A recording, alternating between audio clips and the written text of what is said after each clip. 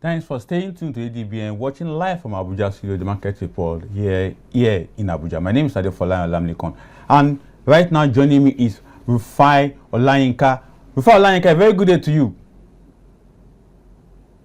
Good afternoon. All right. And thank you for the invite. All right now. So let's get rolling on this particular issue, financial inclusion education. You are a financial analyst, very grounded in that regard. So take us through, when people talk about financial inclusion education, what does it really entail?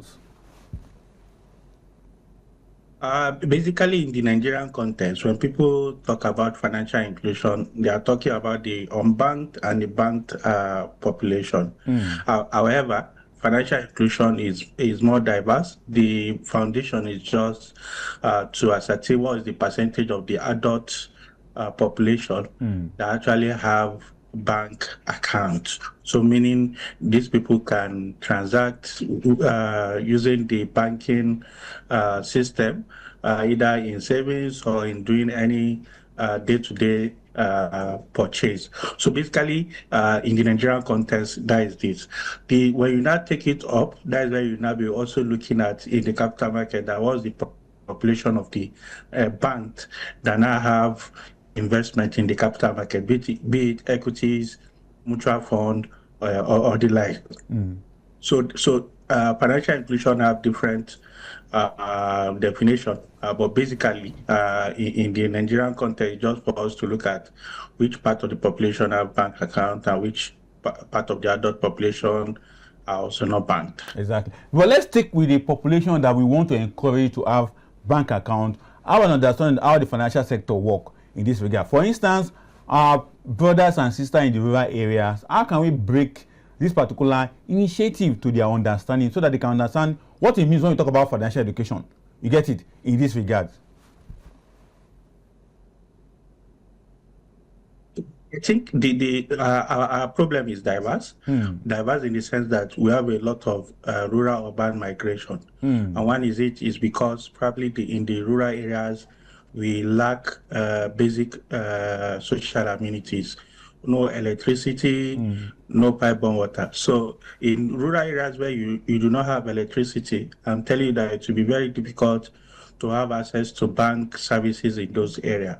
And as you know, most of the banks in Nigeria are concentrated in the commercial cities, except now probably that we now have digital banking system where people can, with their phone number, open tier 1 account, whereby the limit to the amount that can transfer.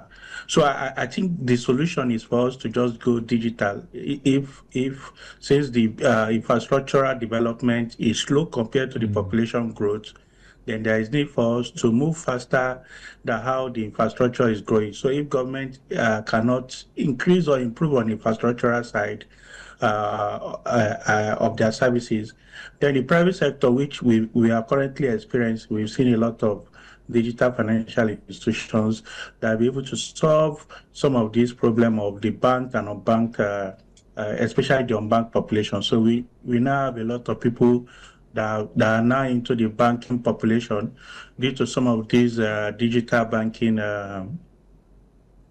entities that have been licensed by the regulators. Since most of the adult population have access to GSM, which is, and whether it has network or no network, most of them can actually open a bank account, and they can also probably use the point of sales in either to send or withdraw capital as it may. So I think every society has its own unique problem. We cannot be using the same banking system in the Western countries to address some of the financial inclusion problem we have in a country like Nigeria, whereby we have problem of electricity, problem of access to rural roads, and the likes. Exactly. Now, a lot of people that are watching right now will be asking, okay, financial inclusion, financial education, and what are the benefits? But in this regard, I want to help you to help us to understand, dissect this particular one. There are key strategies to unlock financial wealth, because without financial education, there's no way you can unlock financial wealth. But in your own understanding, what are these key strategies to unlock financial wealth? So, unlocking financial wealth will come with different strategy. So we have Nigeria is an heterogeneous society whereby you have people who are being influenced by faith, some are being influenced by values, some are being influenced by what they will gain or what they will lose. For instance, you have some adult population who may be Muslims who their own financial inclusion is the product halal at that point. So even when you have the bank available, because they believe that they don't want to deal in interest, then there is need to have a specialized bank like the non-interest bank that can address their issue. You have people who are into agriculture who the only reason why probably they want to go into banking is for them to access agricultural loan. Without you providing such kind of banking services, their involvement in the banking may not be that appreciated. So at that point, you will now realize that everybody has different needs in the market, and we all want our wants to be satisfied at that point. So being that it is unique that we have to consider that for we to have a good population that are financially educated, then the level of education or the educational system will also need to be improved upon, because it is when people are well enlightened, they can either read and write. That is when they can actually operate basic banking product. Otherwise, it will lead us to the problem that we currently have, whereby people can easily scam people, and it is easy to scam people, especially when they lack financial education about how a financial product or financial market actually works. Exactly. And at that point, scammers will increase. People, you notice that a lot of the scammers, they do target the adult population or old people who may not be able to understand how to differentiate A from B, and they can easily manipulate their innocence. And at that point, it becomes, and on that level, a lot of them are now running away from the financial market. They decide to keep their money physically than operating bank account, because they feel their money is not safe in the bank. Exactly. Now, let's quickly take another very interesting aspect of our discussion today before I let you go. Innovation to grow Nigeria economy is very, very key, and we cannot rule out the essence, the importance, the significance of inclusive financial education among Nigerians. But from your own perspective, what will you tell the government? Because we need to grow our economy, and we need innovative aspect. We need innovative initiative like financial literacy, financial inclusion to grow it. But what will you tell the government to ensure that this particular initiative is not just an urban or suburban initiative that we hear in newspaper, read in magazine and the rest of them, but taking it down to the grassroots? What would be your advice to the government in this regard?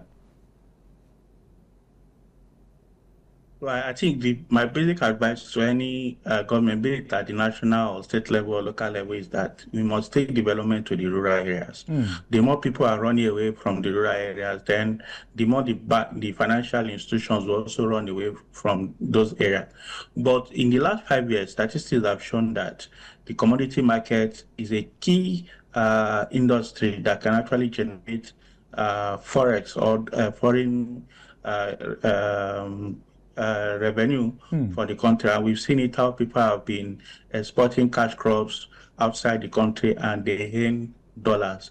So this is a comparative advantage that I believe any government at this moment should actually focus on. Meaning the insecurity in the rural areas should be tackled, so that a lot of people who probably are in Abuja today doing security works and being paid 20,000 naira can easily sit down in his or her village and work and be able to earn far, far more than that, because the land is there, the opportunity is there. When you export, you know that you earn your money, whether either in naira or in dollars.